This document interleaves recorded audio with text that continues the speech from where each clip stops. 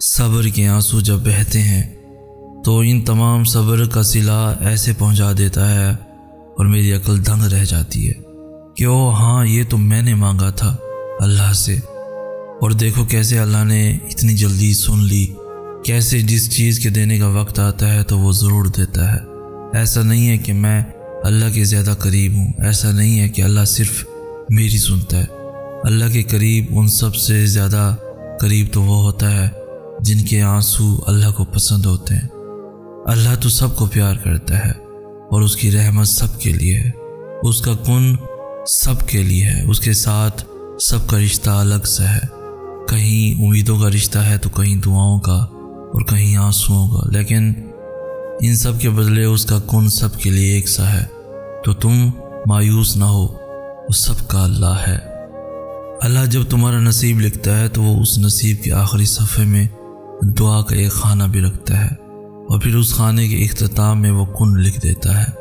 وہ کچھ خاص دعاؤں کو اپنے پاس رکھ لیتا ہے، اور جب وہ بہترین وقت پر بھی نہ ملے تو اس کا اجر قیامت والے دن ضرور دیتا ہے، لیکن وہ اپنے بندوں کی دعائیں رد نہیں کرتا۔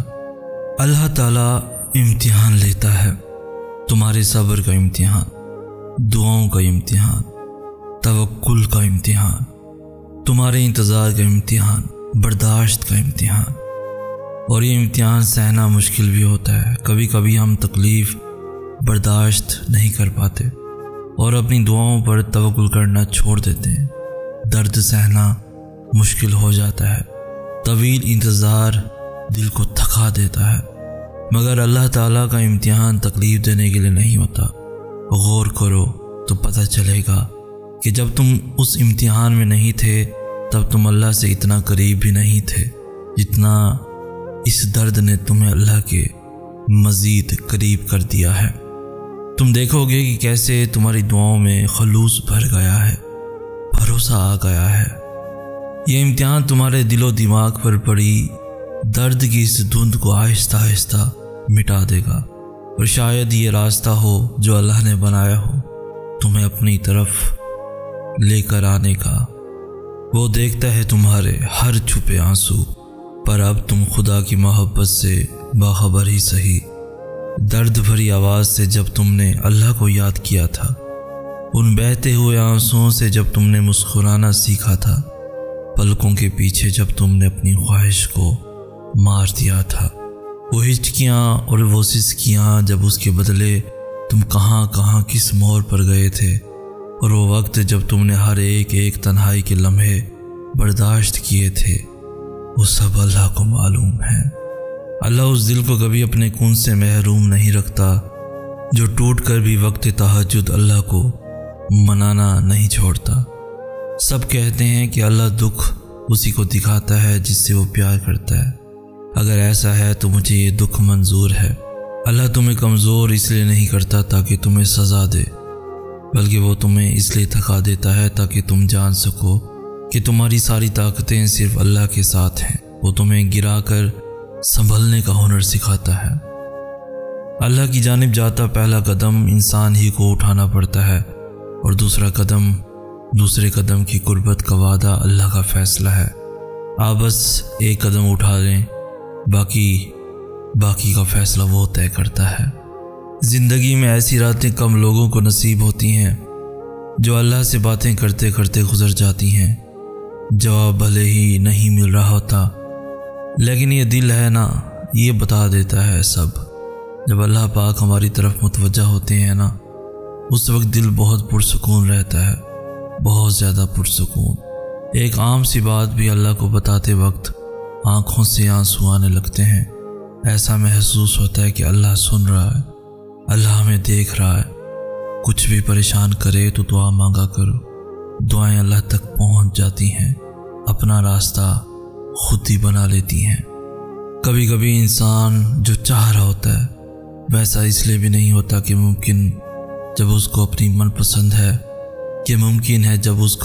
پسند چیز مل جائے تو وہ دنیا میں گم ہو جائے اور اللہ سے ہی وہ دور ہو جائے۔ جیسے قارون کو مال ملا تو اس نے اللہ کی راہ میں خرچ کرنے کی بجائے تکبر کا مظاہرہ کیا، اور نعمت اس کے لیے زوال بن گئی۔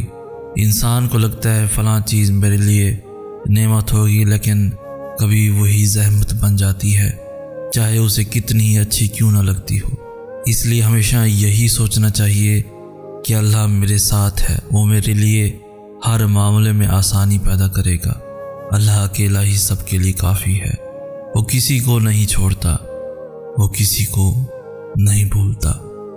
تم کہتے ہو کہ درد اب برداشت سے باہر ہو گیا، اللہ فرماتا ہے کہ وہ کسی جان پر اس کی طاقت سے زیادہ بوجھ نہیں ڈالتا۔ تم کہتے ہو کہ یا اللہ میں ہی کیوں، وہ کہتا ہے کیونکہ میں تم سے محبت کرتا ہوں، اور اللہ جن سے محبت کرتا ہے انہی کو آزمائش میں ڈالتا ہے۔ وہ سب کا اللہ ہے، میں اس سے بہت مانگتا ہوں ہر چھوٹی چھوٹی چیز کہ یا اللہ بس یہ والی خواہش پوری کر دے، اس کے بعد اور کوئی خواہش نہیں کروں گا اور کچھ نہیں مانگوں گا۔ اور پھر جب وہ ذات وہ خواہش پوری کر دیتی ہے، اس کے بعد نئی خواہش دل گھر کرتی ہے، لیکن ان سب کے باوجود وہ اللہ کی ذات میری ان تمام خواہشوں کو ایک ایک کر کے ایسا پورا کر دیتی ہے جیسے اس کے در پہ بے حساب ملتا ہے۔ ایسا نہیں ہے کہ سب جلدی مل جاتا ہے۔ صبر کے آنسو جب بہتے ہیں تو ان تمام صبر کا صلہ ایسے پہنچا دیتا ہے اور میری عقل دنگ رہ جاتی ہے کہ او ہاں یہ تو میں نے مانگا تھا اللہ سے، اور دیکھو کیسے اللہ نے اتنی جلدی سن لی، کیسے جس چیز کے دینے کا وقت آتا ہے تو وہ ضرور دیتا ہے۔ ایسا نہیں ہے کہ میں اللہ کے زیادہ قریب ہوں، ایسا نہیں ہے کہ اللہ صرف میری سنتا ہے۔ اللہ کے قریب ان سب سے زیادہ قریب تو وہ ہوتا ہے جن کے آنسو اللہ کو پسند ہوتے ہیں۔ اللہ تو سب کو پیار کرتا ہے اور اس کی رحمت سب کے لیے ہے، اس کا کن سب کے لیے ہے، اس کے ساتھ سب کا رشتہ الگ سا ہے، کہیں امیدوں کا رشتہ ہے تو کہیں دعاؤں کا اور کہیں آنسوؤں کا، لیکن ان سب کے بدلے اس کا کن سب کے لیے ایک سا ہے۔ تو تم مایوس نہ ہو، وہ سب کا اللہ ہے۔ اللہ جب تمہارا نصیب لکھتا ہے تو وہ اس نصیب کے آخری صفحے میں دعا کا ایک خانہ بھی رکھتا ہے، اور پھر اس خانے کے اختتام میں وہ کن لکھ دیتا ہے۔ وہ کچھ خاص دعاؤں کو اپنے پاس رکھ لیتا ہے، اور جب وہ بہترین وقت پر بھی نہ ملے تو اس کا اجر قیامت والے دن ضرور دیتا ہے، لیکن وہ اپنے بندوں کی دعائیں رد نہیں کرتا۔